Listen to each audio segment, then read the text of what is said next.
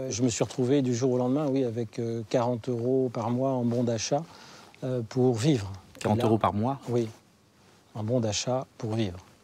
Et là, là, pour la première fois de ma vie, d'ailleurs, avec mes 40 € en me baladant dans les gondoles du supermarché, je regarde tous les prix, quoi. Fils de paysan et d'ouvrier, Jean-Paul Alou avait réussi à devenir banquier, maître de conférences et notable respecté, jusqu'au jour où les accidents de la vie et du fisc l'ont fait décrocher. Il a 62 ans et aurait pu finir sa vie dans la rue si un homme ne lui avait pas donné sa seconde chance. Jean-Paul Alou a retrouvé depuis 15 jours sa cravate et ses allures de directeur, mais la vie est passée par là.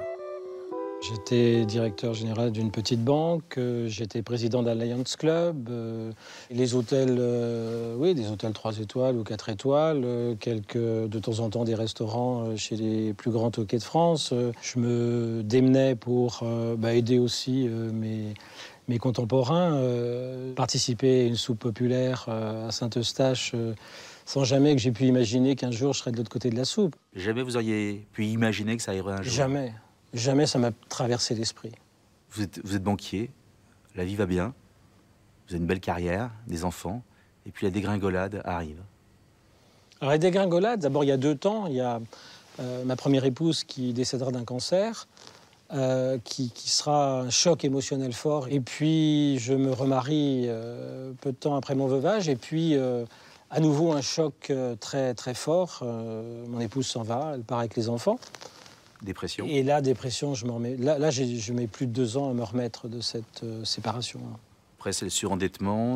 Alors, surendettement, après, on essaye. Alors après, on ne trouve pas de boulot. Bon, oui, monsieur, vous êtes surclassé par rapport au poste, alors on ne peut pas vous prendre.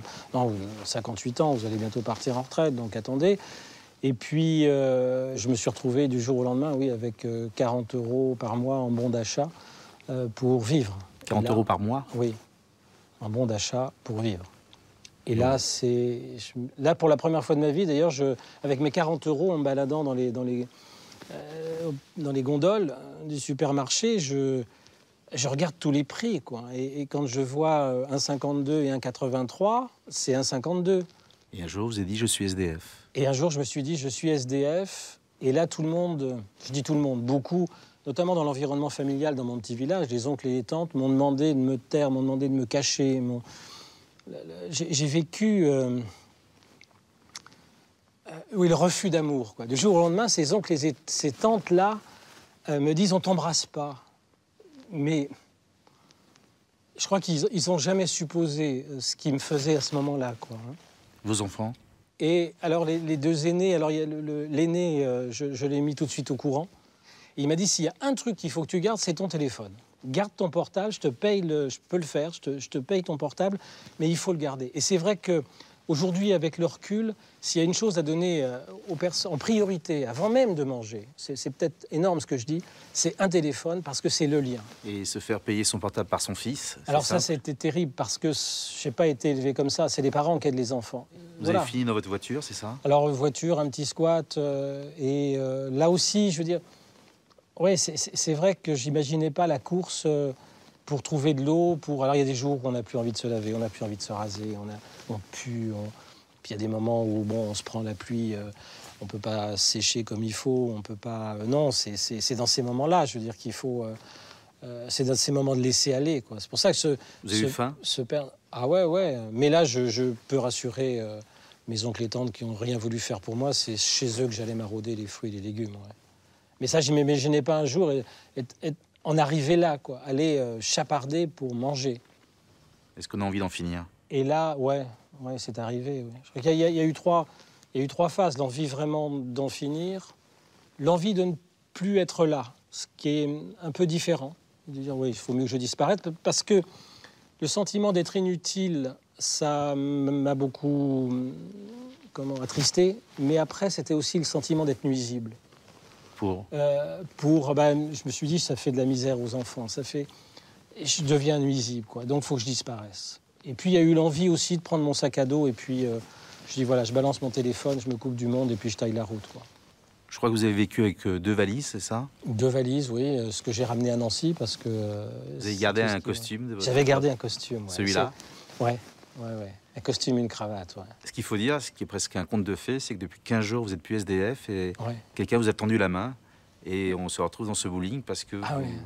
Parce qu'il y a un homme qui a osé... Parce que d'abord, il n'a pas été impressionné par mon histoire. D'abord, lui-même l'avait vécu un peu.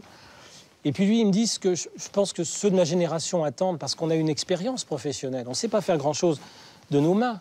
Je veux dire, quand ceux qui me disaient, mais alors vas-y, va faire de la plonge maintenant, les intellos, alors allez-y, mais retrousser les manches. Oui, bien sûr qu'on n'a pas peur d'y aller. Mais même ça, on ne peut pas.